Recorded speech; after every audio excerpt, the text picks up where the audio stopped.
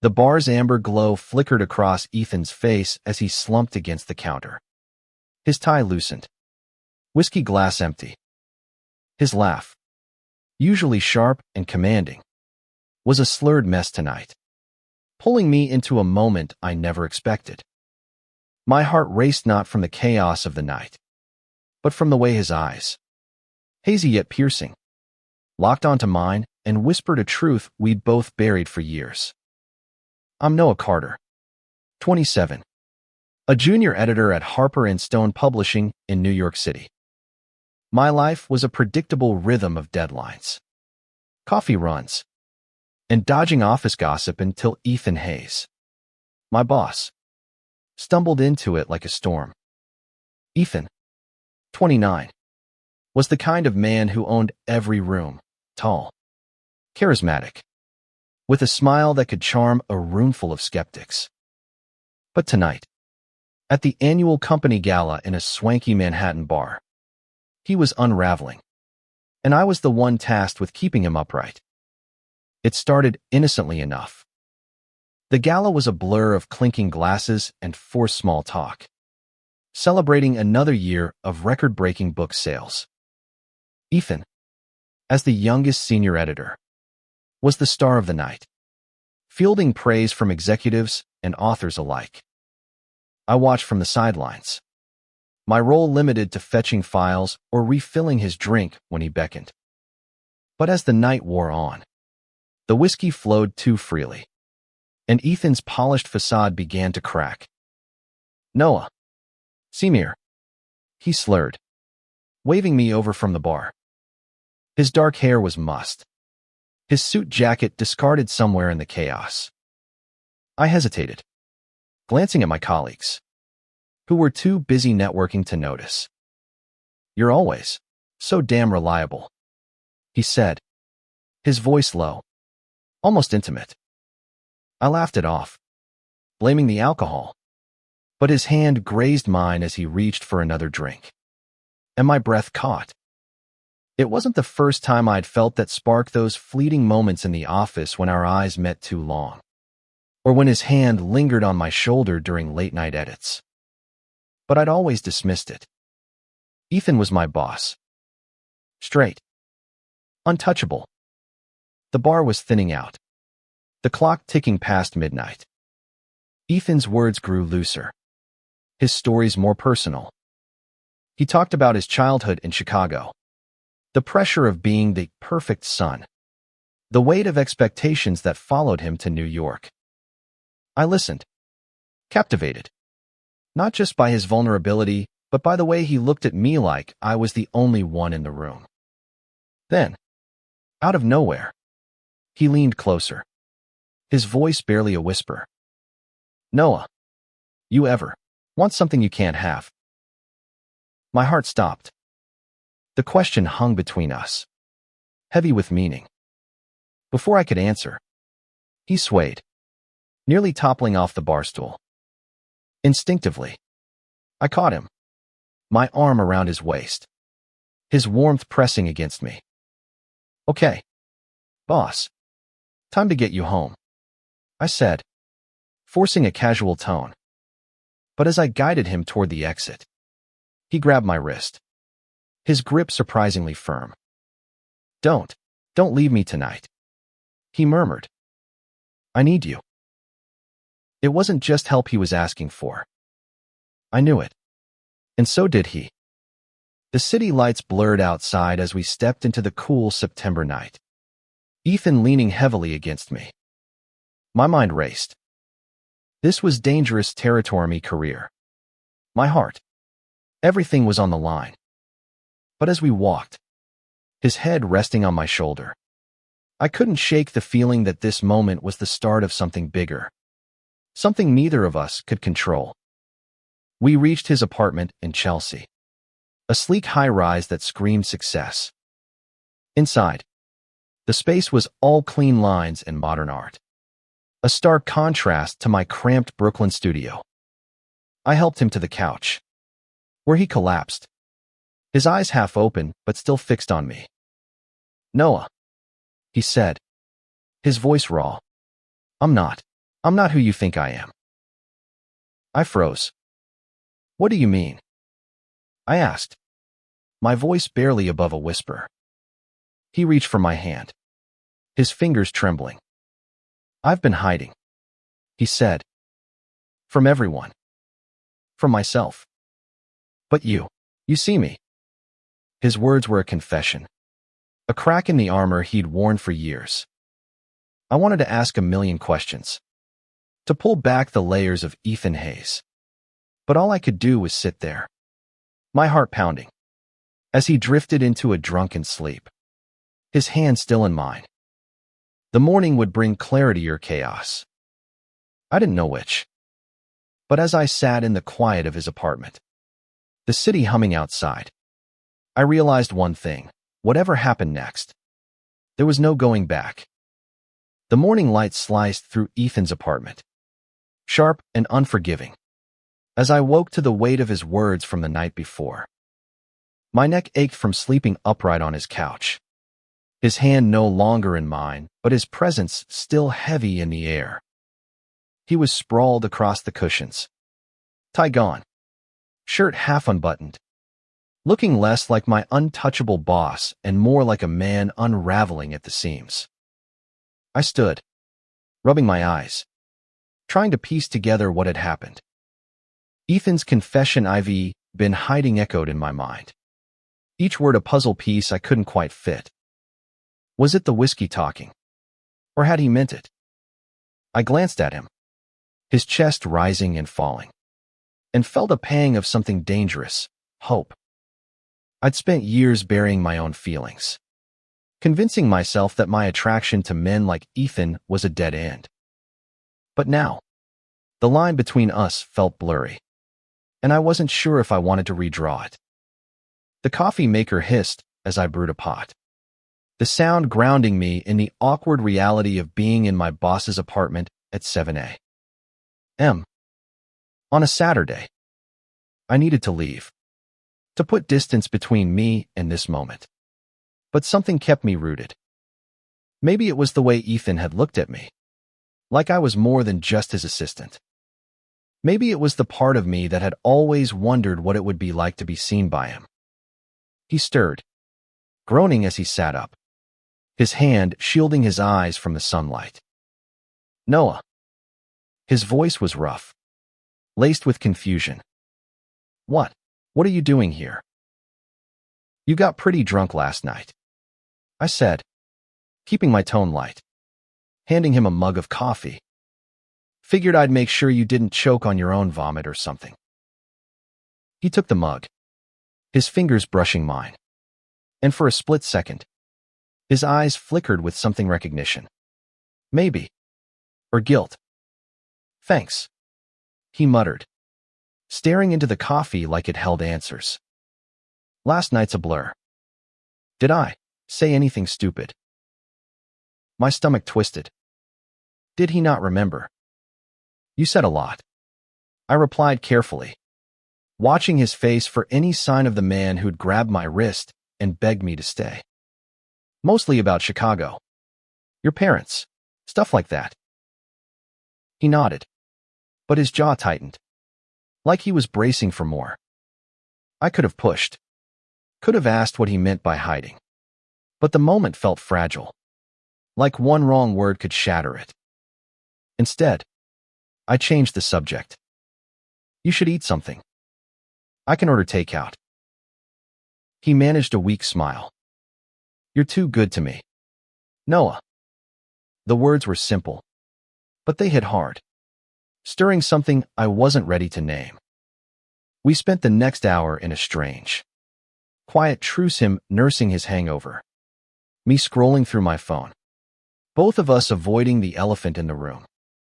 Work on Monday was a different beast. The office was a hive of post-gala gossip, but Ethan was back to his polished self, commanding meetings with his usual charisma. I kept waiting for some acknowledgement of that night, but he treated me like always, professional, distant, with just a hint of warmth that made my chest ache.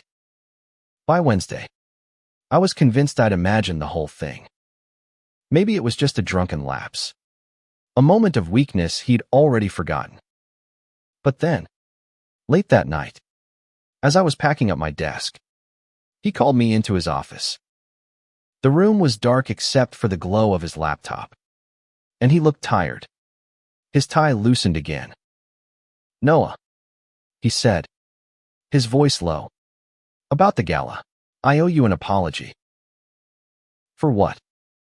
I asked, my heart racing. "For putting you in that position. For saying whatever I said." He ran a hand through his hair, avoiding my eyes. "I don't want you to think I'm that guy, the one who makes things weird for his employees." I swallowed hard, the weight of his words sinking in. He was trying to erase it, to rebuild the wall between us. But I wasn't ready to let it go. "You didn't make anything weird," I said, stepping closer. "You were honest. That's not something to apologize for." His eyes met mine, and for a moment, the air crackled with everything unsaid. Then his phone buzzed, shattering the tension. It was his fiancée, Claire, her name flashing on the screen like a warning. Ethan's face shifted, the vulnerability gone, replaced by the mask he wore so well. "I should take this," he said, his voice flat. I nodded, stepping back, the moment slipping away. As I left his office, my mind spun. Ethan was engaged. He had a life, a future. That didn't include me. But his words, his touch, his hiding, they told a different story. One I wasn't sure I could ignore. The next few weeks were a tightrope walk. Ethan and I fell into a rhythm at work, professional, efficient, but charged with an undercurrent neither of us acknowledged. Every glance, every accidental brush of hands as we passed files, felt like a secret we were both keeping. I told myself to let it go, to focus on my job. But my mind kept replaying that night, his confession, his hand in mine, the way he'd looked at me like I was the only thing grounding him. Claire's presence didn't help. She'd started dropping by the office more often, her laughter filling the hallways as she chatted with Ethan about wedding plans. She was perfect blonde, poised, the kind of woman who fit effortlessly into Ethan's world. I hated how much it stung to see them together. Their easy affection a reminder of the line I couldn't cross. But there were moments when Ethan's eyes lingered on me. Moments when Claire wasn't there. And I wondered if he was as trapped as I felt. One evening, as we worked late on a manuscript, the office empty except for us, the tension broke. Ethan leaned back in his chair, rubbing his temples. "Noah, you ever feel like you're living someone else's life?" he asked, his voice heavy. I looked up from my laptop, caught off guard. "Sometimes," I admitted, "like I'm following a script I didn't write." He nodded, his gaze distant. "My whole life feels like that. The job, the wedding, it's what everyone expects. But sometimes I wonder who I'd be if I just stopped pretending." My pulse quickened. "Pretending what?" I asked, my voice barely steady. He didn't answer right away. Instead, he stood and walked to the window, staring out at the city skyline. "You're the only one who's ever asked me that," he said finally. "Not Claire. Not my parents. Just you." I stood, drawn to him despite every warning in my head. "Ethan, what are you saying?" He turned, his eyes locking onto mine, raw and unguarded. "I'm saying I'm scared. Noah. Scared of what I feel when I'm around you. Scared of what it means." The words hit like a tidal wave. I stepped closer, close enough to feel the heat of his breath. "You don't have to be scared," I said, my voice trembling. "Not with me." For a moment, I thought he'd close the distance. that he'd finally let go. But then he stepped back, his face crumpling. "I can't," he whispered. "Claire, the wedding. I can't just throw it all away." The rejection stung. But it wasn't just rejection, it was fear. His and mine, colliding in the space between us. I wanted to push. To tell him he didn't have to live a lie. But the weight of his world, his family, his career, his fiancée felt like a wall I couldn't break through. "I should go," I said, grabbing my bag, my chest tight. He didn't stop me. But as I reached the door, he called my name. "Noah." His voice was soft, pleading. "Don't hate me." "I don't," I said, turning to face him. "But you need to figure out what you want, Ethan. Because I can't keep doing this." The walk home was a blur. The city's noise drowned out by the ache in my chest. I'd spent years hiding my own truth, coming out to my family only to face their disappointment, their silence. I'd promised myself I'd never hide again. But here I was, caught in a dance of half-truths with a man who might never be ready to face himself. The next day, Ethan avoided me. No eye contact. No casual banter, just cold professionalism. It hurt more than I expected, but it also lit a fire in me. I wasn't going to be his secret, his what if. If he wanted me, he'd have to choose me, fully, no matter the cost. The office became a battlefield of silence. Ethan's avoidance was a wound that deepened with every passing day. His presence a constant reminder of what we'd almost had. I threw myself into work, taking on extra projects, staying late to avoid the emptiness of my apartment. But no amount of manuscripts could bury the ache of wanting someone who was slipping away. Claire's visits grew more frequent, her wedding plans more detailed. She'd linger in Ethan's office, showing him swatches of fabric or photos of venues, her laughter bright and oblivious. I hated how small it made me feel, how it reduced me to a bystander in my own story. But I wasn't the only one struggling. I caught Ethan's glances when he thought I wasn't looking, quick, fleeting, filled with something like regret. One Friday, as I was leaving the office, Ethan caught up with me in the elevator. The doors closed, trapping us in a confined space that felt too small for the weight of our silence. "Noah," he said, his voice low, "can we talk?" I crossed my arms, bracing myself. "What's there to say?" He exhaled, running a hand through his hair. "I'm sorry. For pulling away. For everything. I just don't know how to do this." "Do what?"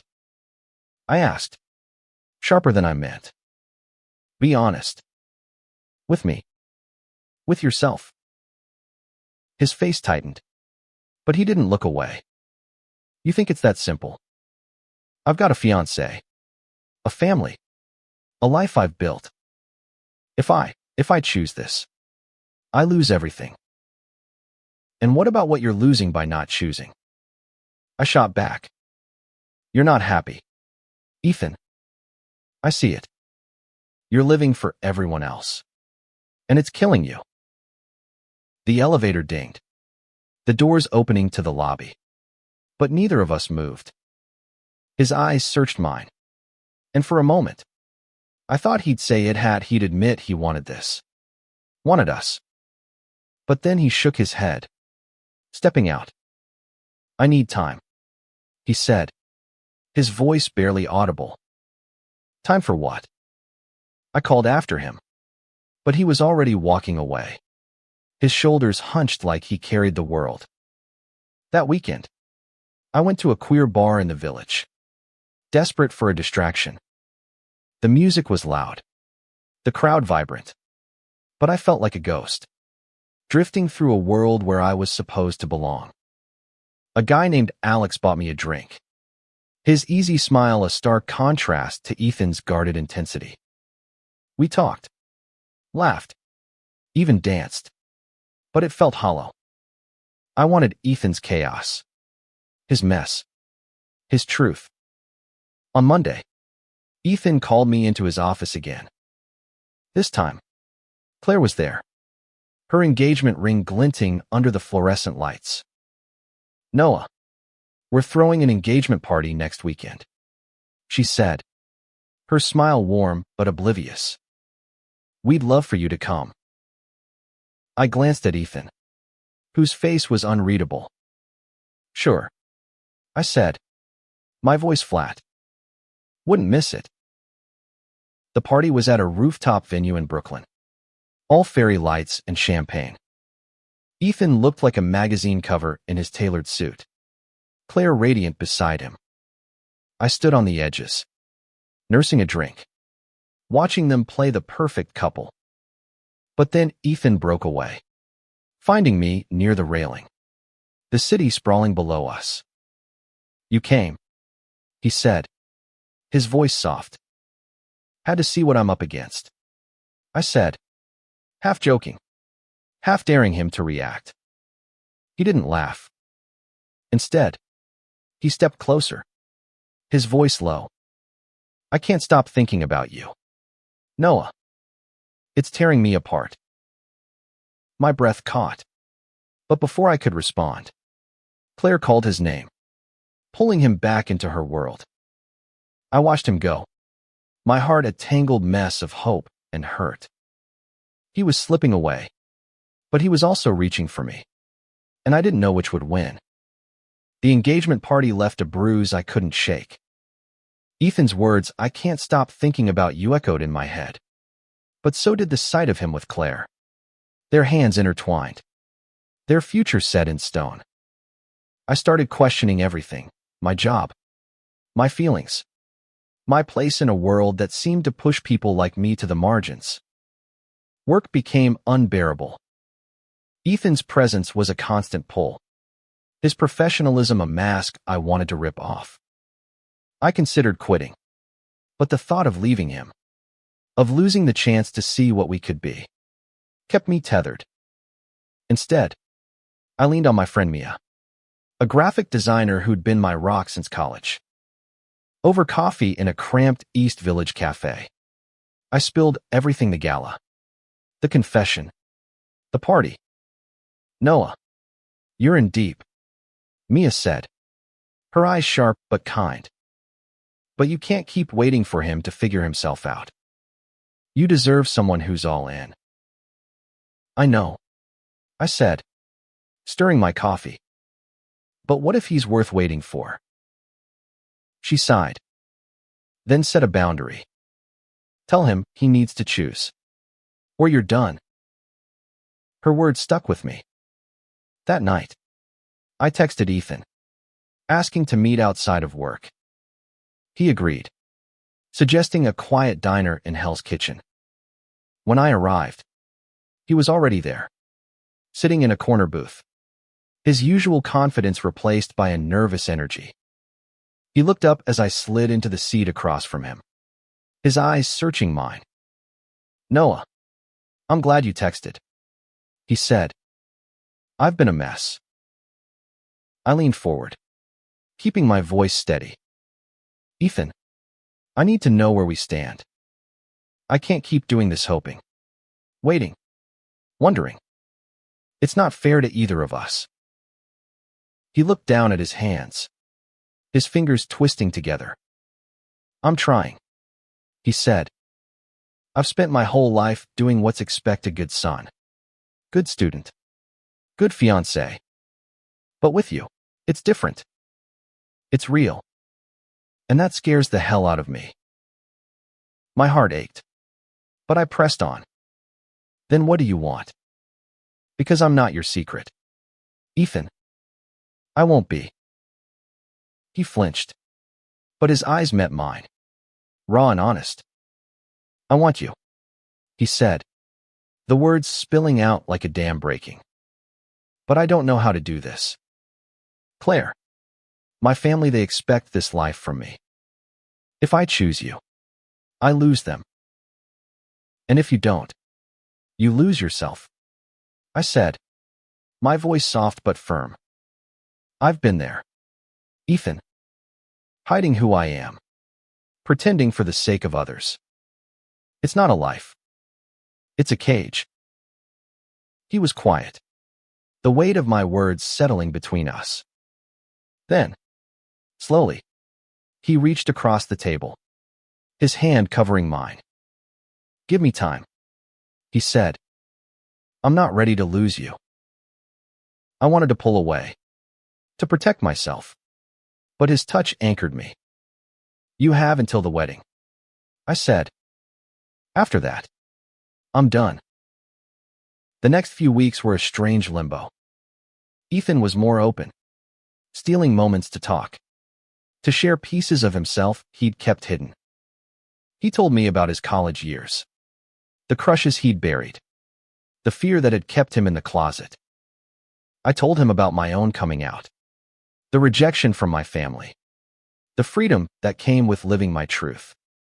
We were building something, fragile but real, and it gave me hope. But Claire's wedding plans loomed larger, a ticking clock neither of us could ignore. The closer it got, the more I saw Ethan unraveling, torn between the life he'd planned and the one he was starting to want.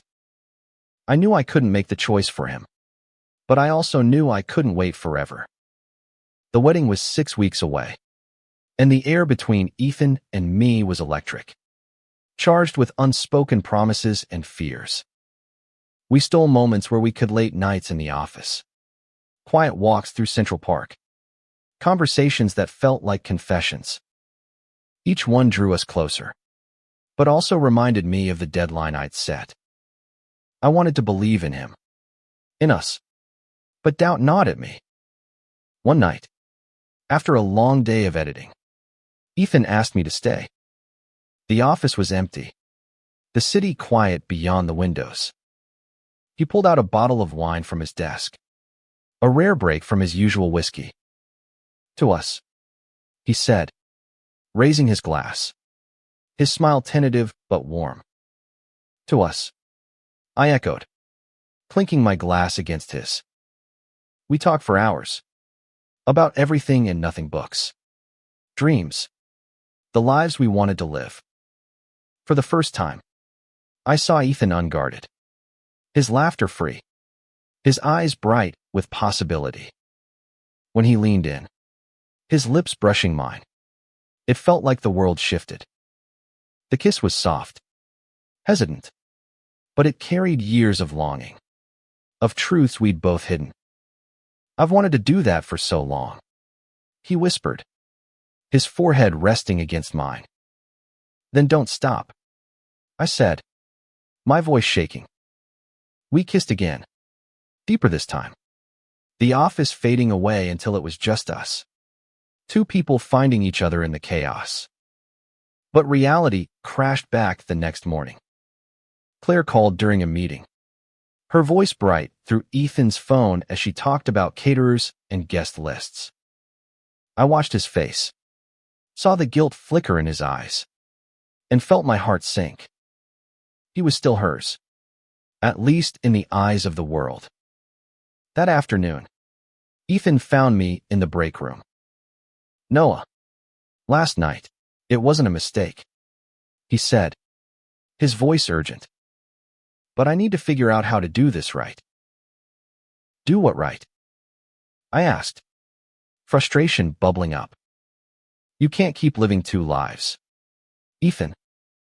You're going to have to choose.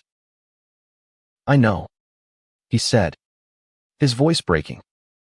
I'm trying. I need to talk to Claire. The words hit hard. He was going to tell her. It was what I'd wanted. But the reality of it terrified me. What if he backed out? What if he chose her? Chose safety over us?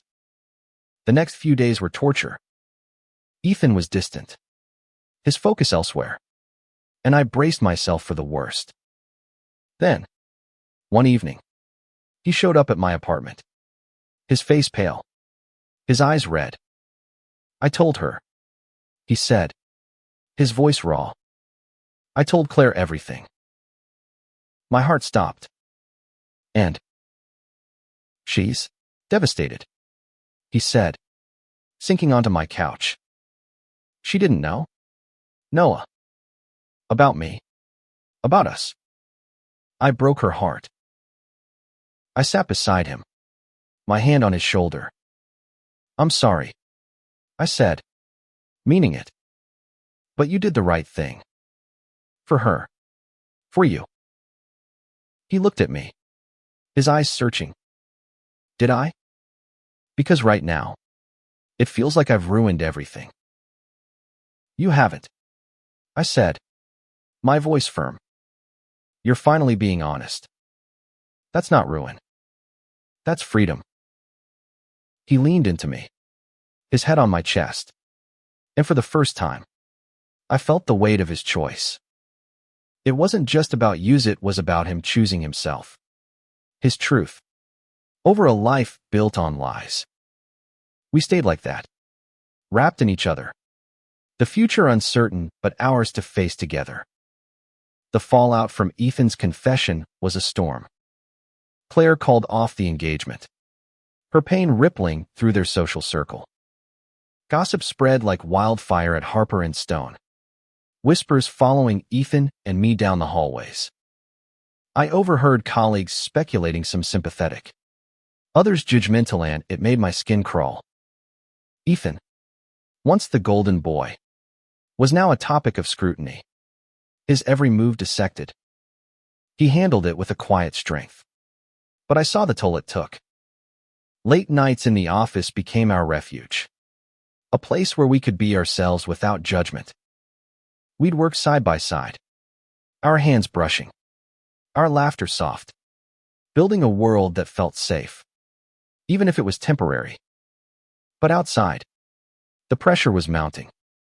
Ethan's parents, devout and traditional, were flying in from Chicago to talk sense into him. The thought of facing them terrified him, and I hated how powerless I felt to protect him. Noah, he said one night, as we lay on my couch, the city humming outside. What if they cut me off? What if I lose them? Then you'll have me, I said, my voice steady. And Mia, and the people who see you for who you are. You're not alone in this. He kissed me, slow and deep, and for a moment, the world's weight lifted. But the fear lingered, a shadow we couldn't outrun. The meeting with his parents was brutal. They came to his apartment, their faces stern, their voices sharp. I waited outside, pacing the hallway, hearing raised voices through the door. When Ethan emerged, he looked hollow, his eyes red but dry. They're done with me, he said, his voice flat. They said I'm a disgrace. I pulled him into my arms, holding him as he shook. They're wrong, I whispered. You're the bravest person I know. He didn't believe me. Not yet. But I vowed to show him. We started building a life together. Small steps at first dates in quiet cafes. Weekends exploring the city. Moments where we could just be. Ethan was learning to live openly, to embrace the parts of himself he'd hidden for so long. It wasn't easy. There were days when the weight of his family's rejection crushed him, when the office gossip felt like too much, but we faced it together. One evening, as we walked along the Hudson River, the sunset painting the sky in pinks and golds, Ethan stopped, turning to me. I love you, he said, the words simple but seismic. I didn't think I could, but I do. My heart swelled, and I kissed him, the world fading away. I love you too, I said, and for the first time, I believed we could make it. But the world wasn't done with us. A week later, Ethan was called into a meeting with the company's executives. Rumors of his personal issues had reached the board, and they were questioning his leadership. The unfairness of it burned. But Ethan faced it head-on, refusing to hide anymore. I waited outside the boardroom, my stomach in knots, knowing this could change everything. The boardroom meeting stretched into hours, each minute a weight on my chest. When Ethan finally emerged, his face was unreadable, but his eyes held a spark of defiance. "They're keeping me on," he said, his voice steady. "But they want me to keep my personal life out of the office. No more gossip. No more drama." Relief flooded me, but it was tempered by anger. "That's not fair," I said. "They're punishing you for being yourself." He shrugged, a small smile breaking through. "It's a start. I'm not hiding anymore. Noah. Not for them. Not for anyone." That night, we celebrated in our own way, takeout pizza, a bottle of cheap wine, and a promise to face whatever came next together. Ethan was different now. Lighter. Like he'd shed a skin that never fit. I saw it in the way he laughed. The way he held my hand without hesitation. The way he looked at the world with new eyes. The months that followed weren't easy. Ethan's parents didn't come around, but he found a new family in Mia. In me. In the community we built. We moved in together. A small apartment in the village that felt like home. Work settled into a new normal. Ethan was still a star. But now he was authentic. His leadership rooted in truth rather than pretense. One evening, as we sat on our tiny balcony, the city alive below us, Ethan turned to me. "You know," he said, his voice soft. "That night at the gala, when I was too drunk to stand, I didn't just ask for help. I asked for you. For this." I smiled, my heart full. "And I'm glad you did." Our story wasn't a fairy tale. It was messy, painful, full of risks and sacrifices. But it was ours, built on the courage to love, to be seen, to choose truth over fear. Ethan had lost pieces of his old life, his family, his safety net, but he'd gained something greater, himself. And in that, we found each other. As the city lights twinkled below, I realized that this, our love, our fight, our shared journey was the meaning we'd been searching for. It wasn't perfect, but it was real. And that was enough.